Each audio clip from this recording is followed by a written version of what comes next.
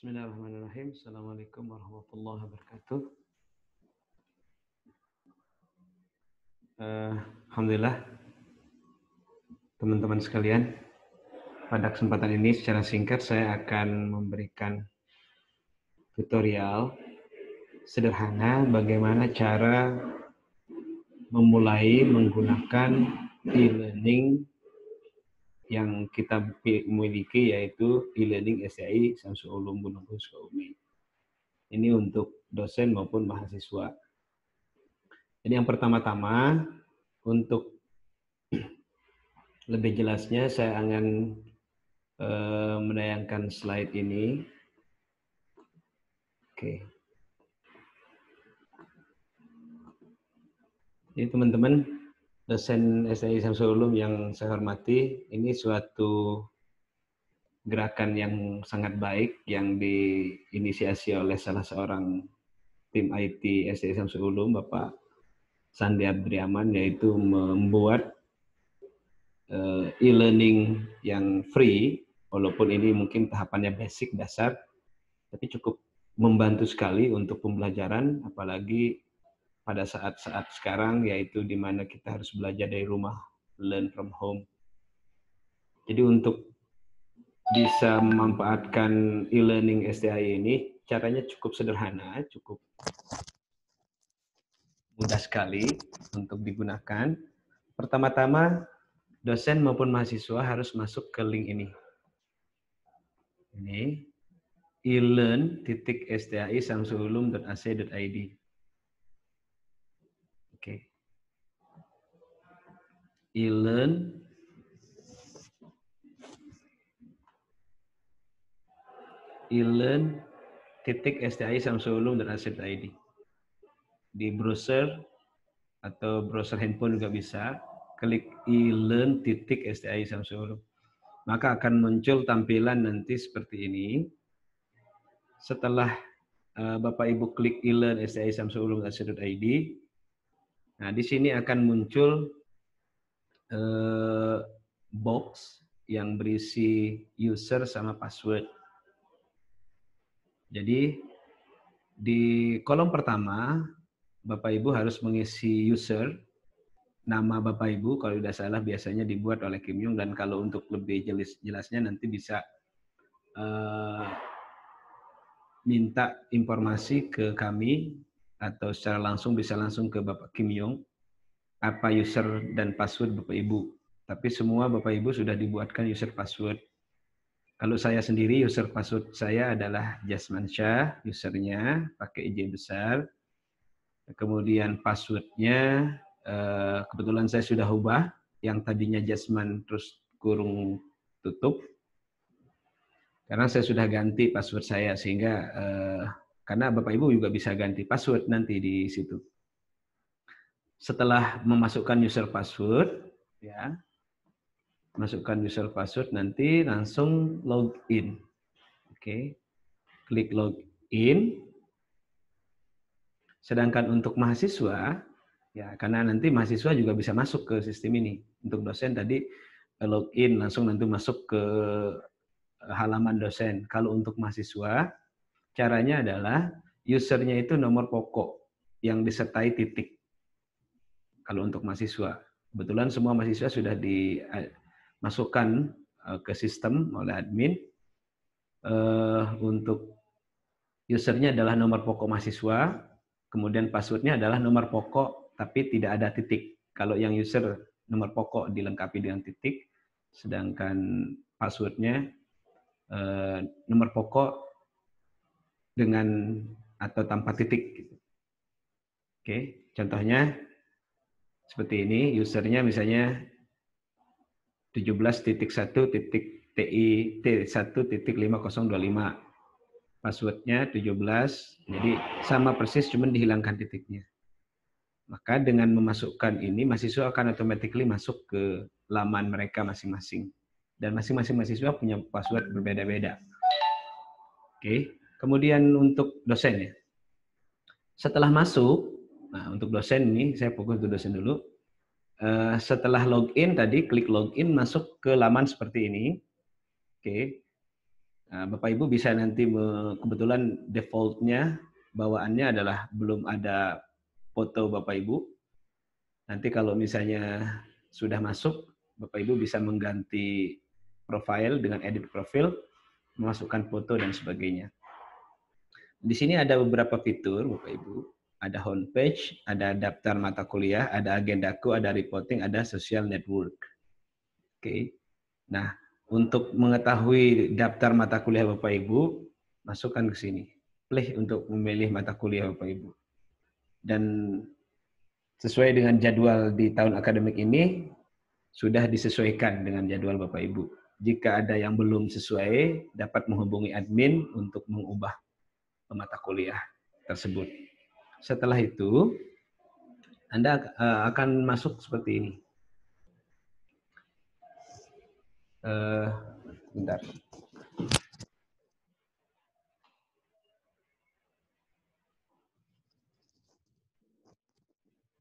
Agak gelap.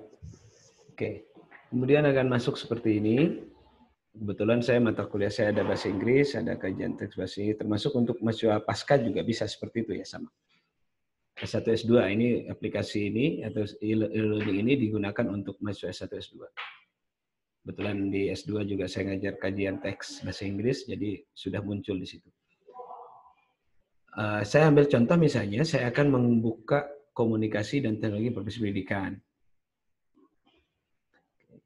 Nanti akan klik, begitu saya klik tadi, ketika saya klik komunikasi dan informasi pendidikan muncul ini. Nah, ini fitur-fitur ini punya fungsi masing-masing Bapak Ibu. Ini kalau course description, maka Bapak Ibu tinggal menambahkan deskripsi mata kuliah. Kalau dokumen di sini digunakan untuk memasukkan atau mengupload bahan ajar. Kalau learning path ini tentang bagaimana belajar, pembelajarannya, proses belajarnya di sini. Linknya Bapak Ibu bisa memasukkan link-link pembelajaran atau domain pembelajaran, misalnya ruang belajar atau ruang guru atau link-link lainnya. Kemudian ini tes digunakan untuk membuat tes secara online, bisa tesnya berbentuk PG, bisa IC, bisa menjodohkan, bisa macam-macam. Ada beberapa jenis di situ, tinggal Bapak Ibu klik nanti. Kemudian announcement, kalau Bapak Ibu ingin memberikan pengumuman, maka bisa di situ. Pengumuman yang terkait dengan mata kuliah, tentang libur, tentang apa saja bisa di situ. Kemudian assessment di sini adalah untuk memberikan tugas. Tugasnya bisa bantu project atau apa yang harus dikerjakan mahasiswa, dan mahasiswa bisa langsung upload di sini tugasnya. Bapak Ibu kemudian bisa cek nanti di halaman Bapak Ibu mahasiswa yang sudah mengirim tugas. Kemudian kita juga bisa di sini mengatur apa? Mengatur jadwal atau tanggal deadline dari tugas tersebut harus dikumpulkan, harus disubmit di e-learning. Glossary ini kaitannya dengan beberapa informasi terkait dengan mata kuliah Bapak Ibu. Attendance ini untuk kehadiran mahasiswa, course progress, ini kemajuan pembelajaran atau kuliah. Ini, kalau ini link, ya linknya. Oke, untuk lebih realnya saya akan langsung uji coba, yaitu menggunakan secara online ya, secara live, menggunakan e-learning SAI Samsul Ulum. Oke, sebagaimana yang saya bilang tadi, tinggal saya klik di sini adalah e-learn, e-learn di sini e-learn SAI Samsul Ulum, maka saya akan dibawa ke sini. Ini kebetulan saya sudah login, saya mau log out dulu. Oke, kalau saya belum login, maka di sini masih kosong, belum masuk. Karena ini saya sudah punya user password, tinggal saya login. Nah, setelah saya login, muncul tampilan seperti ini, teman-teman Bapak Ibu sekalian. Langsung saya pilih mata kuliah. Oke, mata kuliah saya pilih, kemudian saya klik komunikasi teknologi informasi pendidikan, nah muncul yang ini. Beberapa fiturnya. Ini luar biasa, banyak sekali ya fiturnya Bapak Ibu. Bahkan bisa video conference, bisa assignment di situ. Ya. bisa assignment, bisa beberapa fitur di situ yang tersedia ya, untuk pembelajaran. Kemudian anggap saja misalnya saya membuat deskripsi, maka di sini saya klik deskripsi. Deskripsi mata kuliah. Maka ketika saya mau ini deskripsi umum, ada deskripsi tujuan, ada topik, ada metodologinya, ada bahan kuliahnya, ada sumber daya manusia, ada evaluasi. Misalnya deskripsi umumnya, tinggal saya tulis deskripsi umum apa, ya. Kemudian tujuannya tinggal kita tulis apa tujuannya, judulnya, kemudian tujuannya apa. Jadi di situ semua tersedia akunnya, Bapak Ibu. Balik lagi. Oke. Kemudian fitur yang lainnya yang dimiliki. Oke, ini yang paling penting adalah bagaimana misalnya mengirim materi. Kalau materi tadi tinggal menggunakan fitur dokumen. Tinggal klik dokumen. Nah, Bapak Ibu bisa buat dokumen, draw, atau suara Bapak Ibu bisa direkam, atau upload dokumen, atau mau buat directory, atau slideshow, kuota dokumen, simpan. Jadi misalnya kalau mau upload dokumen, tinggal klik upload dokumen. Oke, file PDF, file Word, tinggal klik drag, tinggal kita pilih file kita. Misalnya ini, oke, filenya ini, saya kirim file, ya, terkirim. Nah, file itu sudah muncul di situ. Sudah automatically masuk ke dokumen kita. Oke. Kemudian mahasiswa nanti automatically akan melihat dokumen ini gitu ya. Atau misalnya memasukkan lagi, bisa memasukkan lagi dokumennya. Misalnya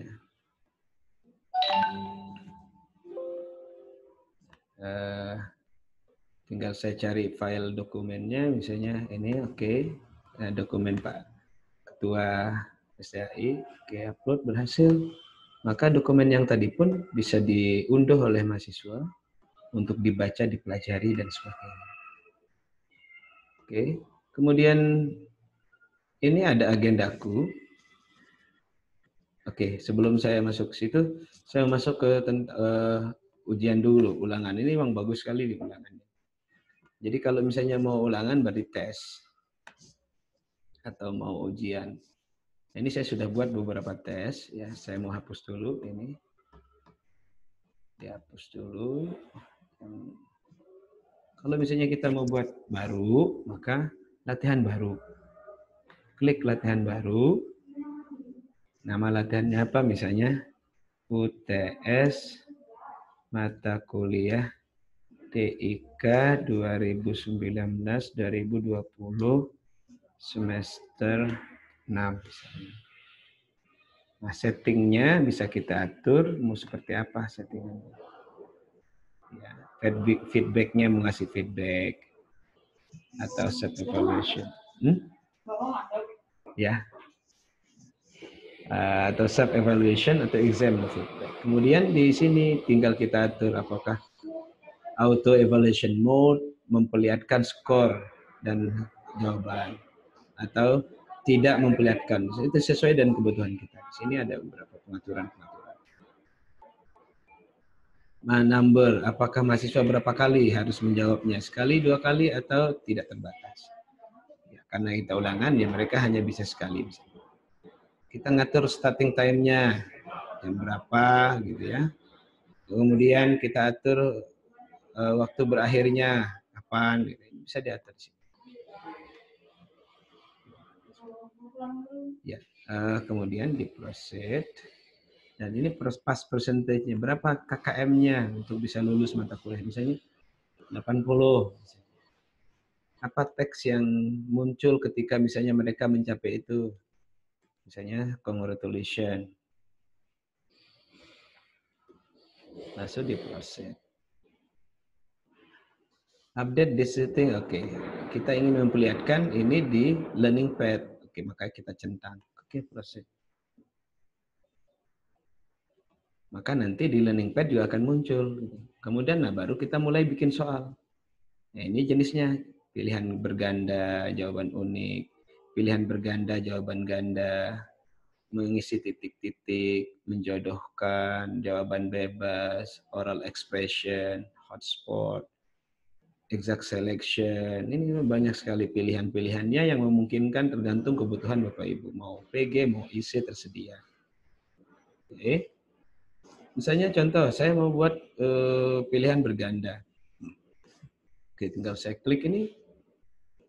Oke, tinggal saya buat soalnya. TIK adalah singkatan adalah kepanjangan dari misalnya titik-titik. Ya. Kemudian tinggal kita pilih jawabannya. A. Teknologi informasi dan komunikasi. Misalnya ya. Kemudian yang B, teknologi informasi dan komputasi misalnya. Yang C, teknologi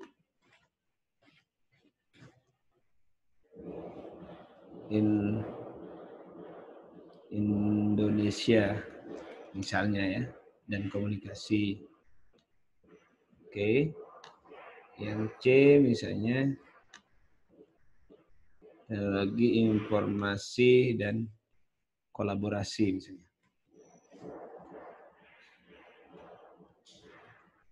Nah, kalau mau menambah optionnya bisa tinggal add option. Kalau misalnya cukup udah. Kemudian kita tentukan pilihan kunci jawabannya. Kan kunci jawabannya di A. Kan? Klik ini ada benar, yang benar adalah A. Maka ini ada tanda centang. Skornya berapa untuk satu soal? Misalnya soalnya 5. Ya, 5. Kalau misalnya. Jadi bisa seperti itu. Langsung setelah itu kita udah dapat satu soal. Kemudian add this question to the test. Tambahkan soal itu ke tes. Berikutnya terus sampai beberapa soal. Oke. Nah, kalau udah selesai kita input soal, bisa kita preview. Nah, soal yang tadi itu bisa kita lihat misalnya sih. Nah, tik adalah kepanjangan dari bla bla bla. Misalnya kalau siswa jawab ini and the test. Nah, congratulations, skor total Anda adalah 5. Jadi nanti dosen bisa melihat hasil siswa di situ. Congratulations, you passed the test. Anda lulus. Jadi kalau misalnya untuk kemudian melihat hasil akhir dan sebagainya, nanti bisa dilihat di lihat statistikku atau bisa langsung Oke, saya langsung melihat di cetakku, bisa dibahas di beberapa bagian dan sebagainya. Dan terima kasih sekali, ini cukup bagus ya untuk ya bagi kita yang keterbatasan menggunakan teknologi, ya aplikasi atau e-learning yang dibuat oleh salah seorang teman kita ini cukup membantu. Mudah-mudahan informasi yang saya sampaikan ini bisa bermanfaat untuk para dosen untuk bisa memulai pembelajaran atau menggunakan e-learning untuk di kampus kita tercinta STI Samsul Ulum. Dan untuk mahasiswa juga cukup sama tadi teknisnya bagaimana dia masuk. Terima kasih atas perhatian. Mohon maaf. Assalamualaikum warahmatullahi wabarakatuh.